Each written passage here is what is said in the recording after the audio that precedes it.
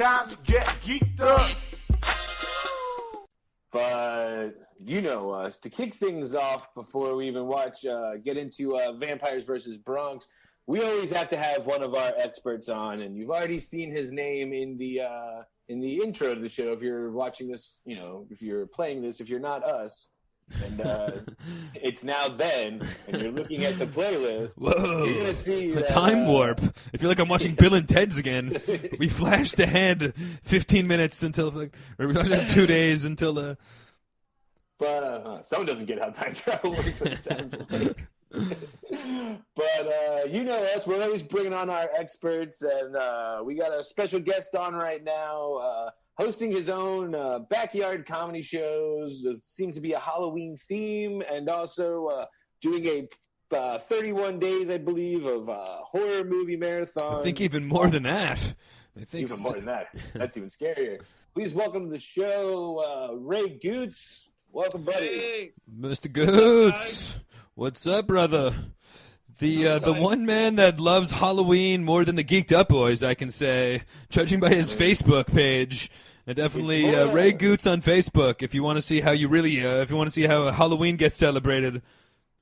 You've been doing, I believe, the 61 days of Halloween. I like to think that I set up my house pretty early. I'm like a late September Halloween setupper, but you're going. I do the day right. I do Labor Day. I do right on Labor Day. That's nice. the what exactly is the Devin brought up the 61 days of Halloween that you've been celebrating. We'll get into some of the other stuff in a minute, but ultimately give us a little bit of a rundown on how Gootz celebrates Halloween. Well, the 61 days is like I was really gonna watch 61 horror movies in 61 days, but I just got way too busy. But I'm wearing a different horror shirt every day. All right, and, it's a good second. It's a good second option. Yeah, and I just take a selfie. Yeah, I take a selfie on Instagram with my horror shirt collection. And so what do we got going today? What's our?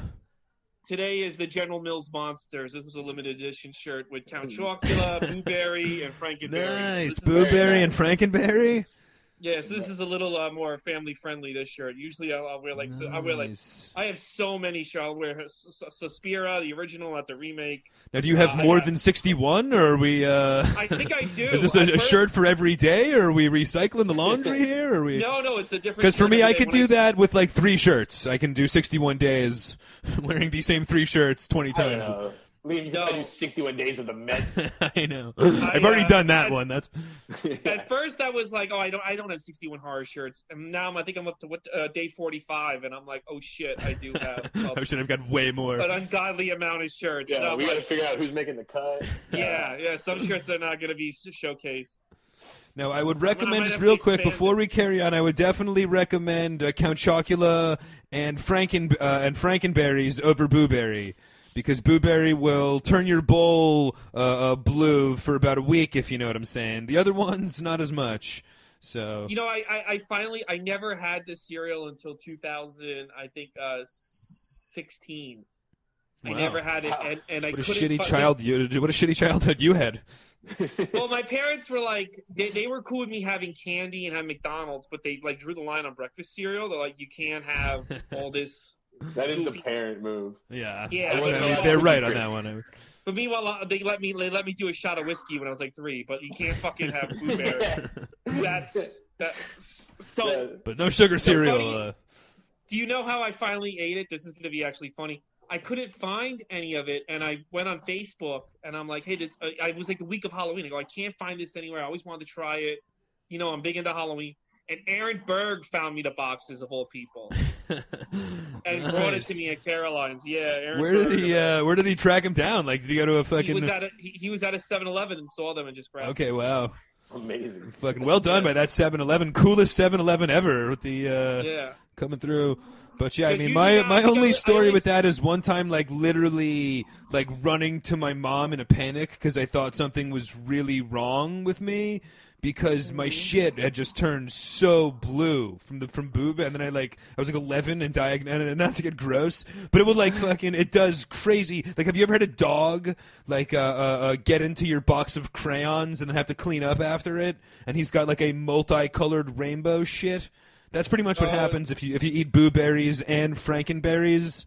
in the same day to celebrate Halloween when you're 12? I think my poop was pink, and I thought I was bleeding from my ass when I had Frankenberry. Okay, you see, I was the opposite. I was more of a blueberry kind of guy, but and I'm an alcoholic, so I've just had diarrhea for the last. He just had the whiskey years. Shits from the. It's probably actually better to be an alcoholic than to be a blueberry. A blueberry addict. It's definitely more socially acceptable. I'll give you that much for sure. Yeah. But so I guess in addition to the shirts, like we said, you have done the you've decorated the house, and I guess the house in Queens, where you're a Queens guy, right? Yep, I'm living in Astoria. You live in Astoria, yeah. You're, but the house is kind of now taken forefront because not only do you do a pretty epic job decorating it all, but you as well have now kind of converted your backyard into a outdoor comedy room here in Corona-Ville. Yeah, I have comedy shows, about 10 to 15 people a show. I'm now doing it 4 nights a week. So I'm what are you doing, Thursdays through Sundays? Yep, Thursday. And it's just totally open to the public, right? Like, can you give you're going to be doing it through Halloween, I'm assuming? To make a reservation, yeah, and then, we're going to go through Christmas. Okay, nice. Yeah, to make a reservation, just go to Haunted House Comedy and Instagram. But, so, in my house, no one lives in the upstairs apartment because that's where my aunt lived, but she died 2 years ago, and we're still, like, figuring out her will and shit. So I turned all of upstairs into a haunted house. So the kitchen, nice. There's like awesome, dude. Dolls eating human flesh. The bathroom's a crime scene. In the living, there's like Halloween music. Like, so it's a whole experience. You like we can't be indoors because of Corona. But when you go into this apartment, which is clean because no one's there, sure. You go in the apartment to pee or take a shit. You get like all this horror stuff in your face. So, okay, that's great. So you don't even have to let him into your house either. You've got like own little. Yeah. Oh, that's awesome. Great, man. Neighbors are getting a free show. Now, do the comics have to keep to like a Halloween kind of theme, or no. The house itself? All right, good man. No, it's just all the decorations and stuff are enough. But some comics talk about Halloween. Yeah, for sure. I'm sure. I think I would have to. Yeah, it's kind of tough to avoid a little riffing on the fact that there's a fucking Freddy Krueger on stage. But yeah. So that's awesome. So check out Haunted House Comedy on Instagram is the way to. The Geeked Up boys are definitely going to have to make a field trip out there before Halloween and check out the. Awesome, dude. And like you said, Ray is a real long veteran in the stand-up comedy scene. You've been real involved in comedy in New York. Do you have any quick, before we get back to Halloween, some of your thoughts about the current state of comedy here in Corona-Ville? I know that you've been. What's up? I think things. It's funny. I'll have conversations with people, and it's scary to me how people think like that. Literally, we're gonna go back to like 2018. In like 6 months or so, in other words, like whatever our schedule was, the way clubs are run, I really think we're going to see a massive change in the comedy industry. And Dangerfield's was really the first big like collapse. I know you saw Dangerfield's. Yeah. They own the building, so if the guy who owns the building is like, "Fuck this, I don't want to do it," what are the club owners who just rent going to say? For sure, man. Yeah, and I mean, it's already a very flimsy, just compared to other entertainment structures. Comedy is kind of, you're doing all of your weekly entertainment pretty much on Friday and Saturday nights for the most part. Some clubs can sell Thursday and Sundays, but it's a tough business model. There's so many big clubs in New York that I definitely would see a lot, and it's already started, like in Brooklyn and whatnot, where there's just so many, kind of the Jersey Show model from my starting in comedy, but just so many just regular bar shows and shows happening in smaller venues that I definitely just think for comedy that's like the next logical thing. Instead of having a club that's dedicated entirely to comedy, they're just going to start doing comedy shows in restaurants, basements, and that kind of shit. I don't think the comedy club is but here's the other thing too that's crazy to me if you think about it. A lot of comedy clubs don't pay the comedians on shows, right? And now they have to start a GoFundMe. If you told anyone, I have a business strategy, I'm going to open up this business, I'm not going to pay the star attraction. I'm going to keep everything myself. And then all of a sudden you're like, oh my God, I have to take 6 months off. I have no money. Like, but you don't pay the main attraction. Where's the money going? Exactly. Yeah. No, that's a good point. I mean, like most New York City style comedy clubs, there are places like Caroline's that have like headliners come in that get paid a certain amount. But like, you know, Comic Sublime, Comedy Cellar, they literally pay, like a comic will get paid like $20. Like fucking Seinfeld will show up there and he'll get paid like $20 to perform there. That's like the going rate. And then that's it. Like they just keep like you said, they keep all the bar money, all the fucking chicken wings, all the, you know, cover charges and all. And that's my thing. It's like, you know, if I'm going to work for free, why not work for free with my friends or my own show? Why put money into someone else's pocket?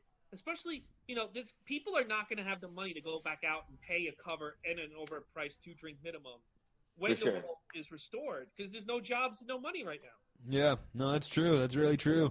And just in general, it's going to be a while before, you know, 300 people, you know, it's going to be a lot easier to get 50 people, you know, but we can start. And like I said, for most of my New York City comedy career, I would have been well within like a 25, like a socially distant 25-person show. It's fucking right up. That sounds good to me. You know what I mean? It sounds like I'm right back home at the Village Lantern. You know what I mean? Like, I'm cool with that. So. The good thing about my thing is, like, my show is, if I have 8 or 10 people, it's good.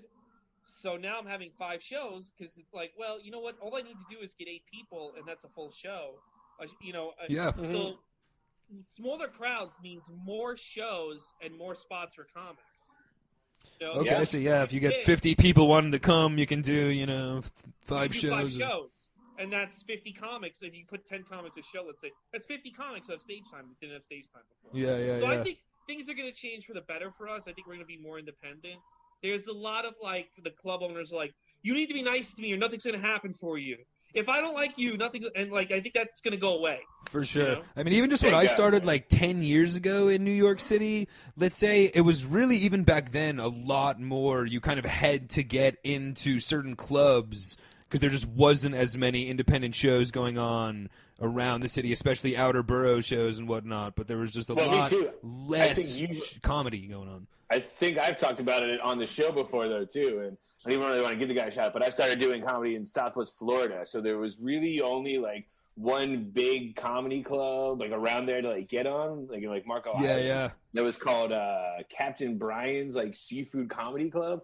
And long story short, you had to call the guy. The guy's name was Brian, but you didn't refer to him as Captain Brian. Like, he would be like, wouldn't even fucking talk to you. Like, the guy was the biggest. You had, hey, Captain Brian, what's going on with you today? Suck his balls. I remember the first time I met him, I was like, hey, Brian, right? And he was like, looked at the other guy. He was like, kidding me? Yeah, why do they all have this fucking attitude? Yeah, it's like, dude, fuck you, man.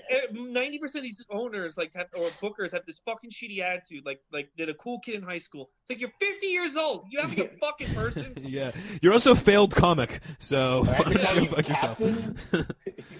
But I guess that's all for. What's up? No, I was gonna say, you know, when I started comedy, nobody wanted to see any shows in Brooklyn or Queens. Like, people only want to go to Manhattan. I think now people are more than willing. They don't want to go to Manhattan. I heard. I don't know if you guys have you been to Manhattan, Liam? I haven't been. Yeah, I actually live in Manhattan now. But... Oh, you live. How bad is it over there? I heard from friends it's not. I mean, good. It's definitely weird to see, like, Fifth Avenue is still, like, boarded up, and, you know, and now you go down 42nd Street and there's still most of the stores all boarded up and whatnot, and the amount of people have just not come back. My building itself is starting to kind of refill up with some vacancy, refill their vacancies, sense it all. But, I mean, honestly, it's just, like, a totally different world. I think that Queens and Brooklyn, a little bit more neighborhood-oriented. Yeah. That probably bounced back to normal a little bit more quick, but New York does not. Yeah, my neighborhood does not feel like it did before by any stretch. Yeah, Astoria is normal, but, like, I haven't been to Manhattan since March, and I know a lot of people have been to Manhattan that live in the outer boroughs. They just don't want to go. They're like, I don't even, and there's no reason for me to go. Yeah, why would you? Why would you go to Manhattan when you could go to Astoria and check out a comedy show and a haunted house at the same at Ray Gootz's private address? Movies in the window. Yeah. But I guess so he's got horror movies in the window. That'll kind of get us back into some more horror movie stuff. Just in general, I guess. So you're celebrating Halloween. What are for the peeps out there? Give us, like, your all-time Halloween movie must-watch. Yeah, I was going to say that too. Is there, like, a movie every year this time of year? It's like, all right, dude, it's Halloween time. ready to watch some Hocus Pocus or some Halloween Town. Fuck I'm Hocus just saying, you're the Disney, Fuck Hocus Pocus, Disney what? podcast too. So. I finally saw Hocus Pocus this year, and I'm like, was this anyone's childhood? I've got a girlfriend of 13 years that we've already watched it twice. Oh wow! I suspect it won't be the last. My big movies are the original Halloween, or in fact all the sequels. Okay, nice. I'll try to watch one of those during this.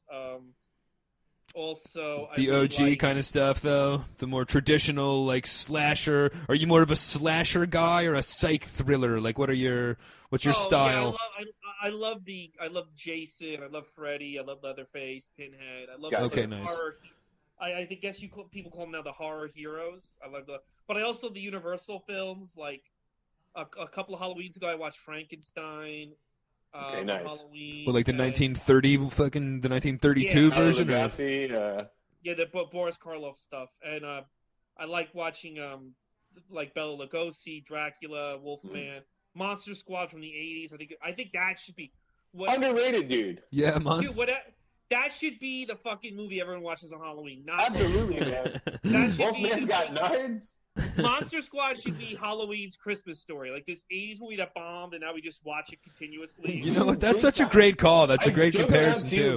I'm gonna put that on the list for myself actually, because I haven't seen Monster Squad in years. Oh, it's the best, dude. So fucking good. A couple years ago introduced it to a group of friends who not only never seen it, I'd never heard of it, and I was like, "Am I growing up in a bizarre world?" Yeah, this is bizarre. Not even watching it though. There's nobody really became famous after, there's no oh, look at that guy now. No, and you're right, it's just so far down the list as well of Halloween movies of the Jasons and Freddys and whatnot. You wouldn't go to think, it's just there's so many other synonymous characters with it all. That's such a good point. Fuck off Goonies and Stranger Things. Yeah, this is a Monster Squad crew right here. I saw Monster Squads I'll never forget this. So I went in the summer '87 to see Monster Squad in the theater opening day. Nice. No one in the theater. Me and my dad, I dragged my dad. And we get out of the movie theater, and there's a line in the hallway. And the line is for Lost Boys. Because it came up. Wow. I mean, I can't blame him there, for fuck's sake. And my dad, and they were all these kids in leather jackets, and all the cool kids. And my dad was like, we should have went to go see that movie. And I'm like, whatever. I'm happy with I mean, I guess there were no losers. There were no losers at the Queens movie theater fucking that night, 1987. There was. Yeah, they were all checking out Lost Boys. How about for some of the more hilarious, which is the cheesier horror hero, but Leprechaun or Chucky?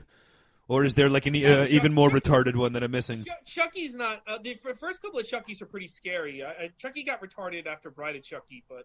Well, now they're calling him Charles. Yeah, have you seen that there's a reboot coming out this year, Charles? No, this isn't a joke. This is a real movie that's coming out.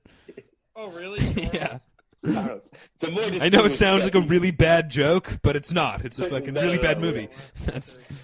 You know what I saw on Halloween night when I was 12, and I gotta watch it more. I feel though it's more a Christmas movie. I don't know, Nightmare Before Christmas. Oh yeah, for sure. Well, that's always a discussion of where does that movie fall, and I think I settled it on as a Thanksgiving movie in the end. It's look, it's right in the middle. There's not enough Thanksgiving movies out there, so I'm giving. You can only watch Planes, Trains, and Automobiles so many times. I think it's a good movie to watch. I think it's a good movie to watch on Halloween night because you get your Halloween out of the way, and then you're like the fucking Hallmark Channel. You're right into Christmas. Yeah. Right, no, dude, I definitely put that as a Halloween movie for sure. It's fucking way too creepy to be Christmas. It's a creepy, weird movie. It's Halloween, no doubt about it. Although I'm definitely going with Devin's Thanksgiving theory on this one. Yeah, well, like you said. My Thanksgiving movie is the Plane, Trains, and Automobiles. Yeah, exactly. That's everybody's fucking Thanksgiving movie. Yeah. I mean, Gootz, I know me and you can still actually get down to a good Survivor Series marathon on Thanksgiving, and long for the old days when it was actually a Thanksgiving-related pay-per-view. But I usually go right from Halloween to Christmas for decorations, but this year I decided to challenge myself and decorate for Thanksgiving. And the dollar store by me a month ago had a row of Thanksgiving decorations. I'm like, great, I'm gonna fucking do it up. I go to the dollar store today. They already took down the Thanksgiving decorations. It's all Christmas. What? Like, already it's fucking... not even fucking November. I know. It's not even crossed it's Halloween. the 15th. I mean, well, like fucking what for Thanksgiving decorations? What do they have? A fucking haystack and a squash, and so like a fake pumpkin. Like what else could you put? Dinner stuff, turkeys, a gourd, Happy Thanksgiving, a football for football season.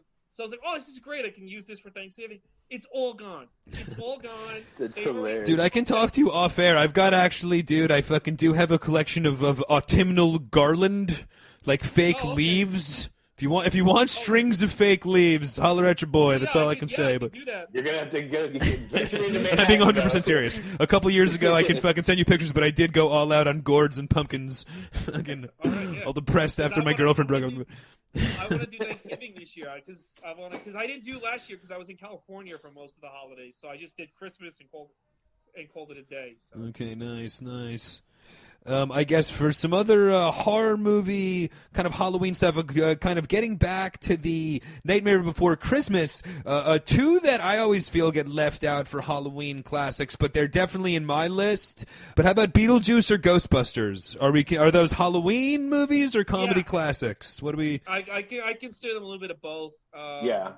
Ghostbusters I can kind of watch any time of year, but if you put it on Halloween, I'm not going to complain. Beetlejuice, the same thing.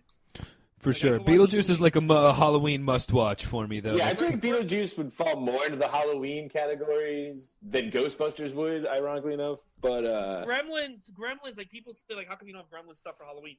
Gremlins Christmas. To me is a Christmas movie. It's a Christmas movie. Yeah, 100%, dude. 100%. He's one of the fucking Gremlins is wearing a snow hat at the end. What do we? Yeah, I don't know why people think it's not. Yeah, just because there's a monster doesn't make it fucking necessarily. Although, like, I was going to say Stranger Things, I guess last year Stranger Things was 4th of July. Wasn't a fucking Christmas movie or a Halloween movie. It was a... I think Christmas was the first season, Halloween was the second season, and then 4th of July was this new season. Oh, that's right, because they had the Christmas lights, and then the... So next season they got to do, like, I don't know, fucking Valentine's Day or something. Yeah, the Valentine's Day Massacre fucking next season. But have they announced the 4th season? I'm sure, like, didn't they already put out trailers for it? I think they were going to start filming it, then COVID happened. Okay, I see. Well, they did do one, like, teaser trailer, and it was just, like, the biggest spoiler in the world. They showed, like, Hop fucking It was back. just, like, Hopper, like, working on an assembly line in Russia. It was like, I guess Hopper's alive. It's funny, the 2017 Halloween, I watched all of season 1, and I never watched season 2 or 3. I should get on that. Season 1's great. Season 2 and 3 Season 1's great. Though. Season 1's definitely and what the about, best, they're also bringing back, I guess it's kind of Halloween news, they're also bringing back Dexter. I was so sick of that show by the end. So was I. I feel like I was the only person that I'll watch it. I feel like I was one of the few that watched it to the end. I will say this. So Dexter officially had like a finale and now they're just coming back for more? Yeah. I didn't hate the finale. I'm going to be the one person that probably like watching it was like, I'm not totally hating it. But I think everyone else. If Dexter goes back to work at that police station with the same character, then it's whack. They're officially brain dead. They're officially, there's something mentally wrong with everyone he's ever met. They haven't put it all together by now. Literally ended with him holding up a neon sign that I am a serial killer. And if he just goes back to work and they're just like, well, I guess you just had a bad day that day. No. Because that's exactly how they treated it in the last episode anyway. They all watched him just slit this guy's throat and they're like, Dexter, you shouldn't even have been in there, but your sister did die. Come on out there, you crazy scamp. It was so bad how like he would just be so. The characters would literally, like, he'd be stabbing someone, and in order for it to make sense, a character would have to be like, oh, look at this cool picture on my phone, while he's, like, stabbing somebody, like, in the other room. It got so bad, that show. They were really starting to stretch for the, I guess kind of in that vein, is there any other more recent, Dexter, just kind of in the last, how do you feel about, like, the Jordan Peele horror stuff, or, like, the Plumhouse stuff, or... it's Blumhouse. Oh, it was Blumhouse. Blumhouse. I don't know how whatever. Blumhouse, I'm sure you guys are right. Considering I said don't know Plum. How that guy became the king of fucking horror. He's made nothing but bad movies. Yeah, it's true. I think there's like 2 good movies he's made, but he made Truth or Dare, Escape Room, Fantasy Island. This is the shit this guy's putting out. Yeah, it's insane, right? What about recent? Is there any more like newer, more recent horror movies that you're a fan of? I liked it. So I watched The Lighthouse, which nobody calls horror, but it is. The Lighthouse. Okay, that was great. We've talked a lot about that show. I consider it porno. Jerking off to a mermaid is kind of horrific to me. Yeah, well, it's based on like H.P. Lovecraft stuff. Some of the things. I mean, Well, I guess the movie actually does directly link with The Witch, which is from the same director. But those movies have. I'm sorry, The Witch is the movie I watched on Halloween night 2 years ago, and I loved it. The Witch was fantastic. Yeah, I have not seen The Witch, but apparently, like, The Lighthouse is in the same universe, so technically you're right. It is, like, some fucking deep sci-fi, but when you're watching it, for me, in the theater, it was just like an art film that was... I loved it. I fucking thought Willem Dafoe was amazing, but it was... You know, when I would say Parasite was probably more of a horror than that one, though, to be perfectly honest. Oh, really? No. Well, you know what? I mean, I love Parasite, too, but it was like... I'm just saying more of a horror than... Oh, okay. You know what was also, it was really good, and they put it out after Halloween, and I don't get it. Sometimes when a horror movie has, like, artsy people behind it, they don't put it out for Halloween, which is fucking weird to me. The new Suspiria that came out 2 years ago. Okay. With Tilda Swinton. Tilda Swinton plays a dude in the movie, and if I didn't tell you that, you wouldn't know that was Tilda Swinton. Wow. She plays 3 different roles. Okay, interesting. Yeah, it's pretty good, and that was like... That's like a horror. Because that's one of the all-time classic horror movies that I kind of didn't watch that based on like the remake, whole angle. So you got a lot of balls fucking remaking this one, but it's good because they don't try to do like a direct remake. They try to do something more like artistic. But when they go for horror, when they go for like murder and shit, it's bloody as fucking hell. So. Nice. Nice. Are you a fan of the how about Rob Zombie? Because we were talking just last episode. Me and Devin are both not too much into just like the super gore horror kind of shit. Oh, dude, fucking 3 from Hell wasn't even a horror movie. It's a new one. I know they're trying to make it. That was the biggest crock of shit. And let me tell you something. Somebody else said that too. His fucking wife ruins everything he does. I know what does his wife do? She's in every one of his movies. Okay, see. She's just a bad actress and all. Yeah, she's a harlot, and he keeps giving her like stuff. Her and Kevin Smith's daughter. The reason why I stopped. Oh, dude, so true, man. Harley Quinn Smith. Harley Quinn. Terrible, and he's like putting all the movies about her, around her, and it's like, dude, I know that's your daughter. But like, this is what I would say if I was Kevin Smith or Rob Zombie. Like, listen, I say to my wife, listen, I love you. You're my wife. This is fucking great.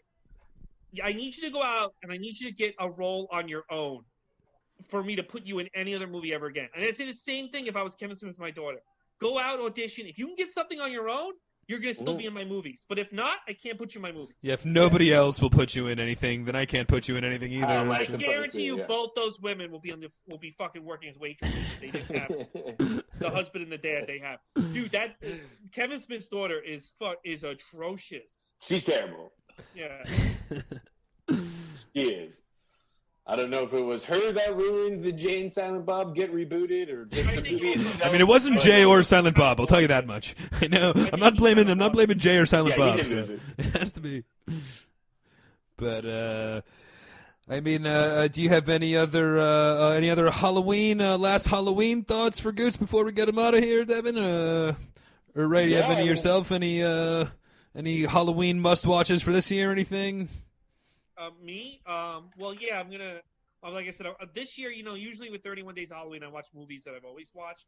But this year, I'm trying to watch things that I either haven't seen since I was a kid, or stuff I've never seen. So I'm gonna watch Blackula, which I saw on Channel 5 when I was like 3 years old. Okay, nice. I'm gonna watch. Have you watched Mandy?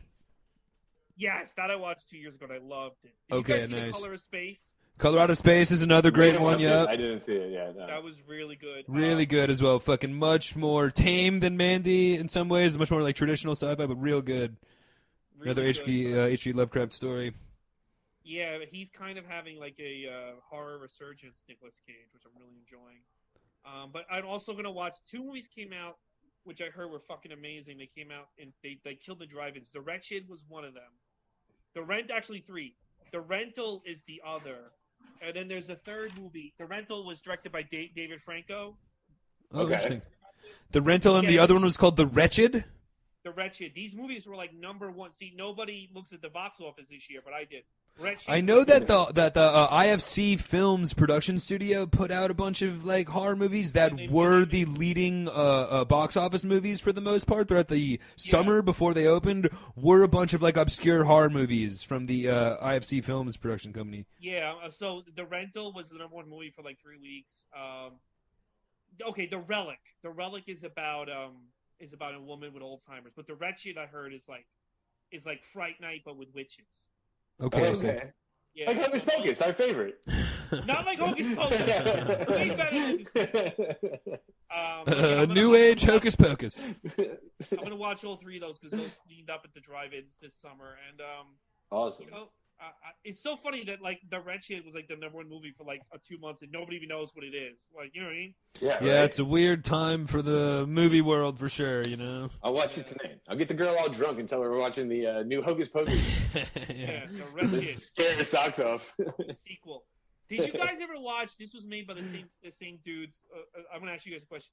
This was made by the same dudes who made Rudolph the Red-Nosed Reindeer, the Man Monster Party. No. That one's pretty good. It's like a horror version of Rudolph. And, okay, nice. Oh, that's awesome. How old are we talking for that one? Is that one fairly recent, or is that like a cult, like a horror cult classic? It came out in '67. Okay, nice. It's like 95 minutes long. Bad Monster Party. All right, dude. I definitely got these written down. It has a dark twist ending. I don't expect for a kids movie, but. All right, I love it. Yeah. A good M. Night Shyamalan twist to end it off, but Yeah. I guess with all that though, man, definitely thank you so much for coming on. Let's get one more time like a big plug for everything you got going on. Definitely Haunted House Comedy on Instagram for reservations, and you said that's going to be going on all the way through December as well. So if you can't make it before Halloween, I think the Geeked Up boys got to try to make a pre-Halloween trip out there though. But and then check out how do we find all of your other like comedy and podcast stuff. Oh, Ray Gootz, and then Gootz's Disney Pod, which is my every week me and a comedian review a Disney movie. We're just about finished with all their animated films. Now we're moving on to Pixar. So I was gonna say Halloween's up. You're not gonna even touch Hocus Pocus. Well, I'm doing like this. I'm doing like this big in a row. So like I'm at first I did all the animation, then all the Pixar, then all the live action. Well, real quick, all-time favorite so far that you've watched. One-word answer, or 2-word if it's Lion King. But what's your favorite title? Have I watched? Well, for Disney movies. I'll give you one that I didn't see until I did this podcast. Zootopia. Okay, yeah, I haven't either. I haven't seen it. The newer one? That's really good. That's a newer one. Yeah, it came out in 2016. Okay, interesting. All right, well, there you have it. So Zootopia and Ray Gootz, and that's with Gootz for Ray Gootz, all right? Yep, so definitely check him out on social media and all of his comedy and podcasts and all that stuff. And if you're in Astoria and you see the house that's fucking all decked out with a line outside waiting to go to a comedy show, that's Ray Gootz. Give him a honk because that's Ray Gootz's house. That's me. Yep. That's awesome, man. Again, thank you so much for being on. Always good to have one of our experts. Halloween experts, definitely my favorite. And I guess the other real good thing, dude, everybody that out there that hasn't seen it, fucking check out Monster Squad, all right? Yeah, check that shit out. Yeah, more importantly. Wolfman's got nards, baby. Geeked Up and Ray Gootz are good, but Monster Squad is really... There's one takeaway from this. All right, brother. Thank you so much again, man. We'll definitely talk soon. Thank you, bro. Thanks for having me on. No doubt. Dude, anytime. Later. So once again, big thanks to Ray Gootz and everything he's got going on Halloween-wise. I told you, if that doesn't kick you off in the Halloween spirit, I don't know what will. Ooh, baby, it's time to get geeked up.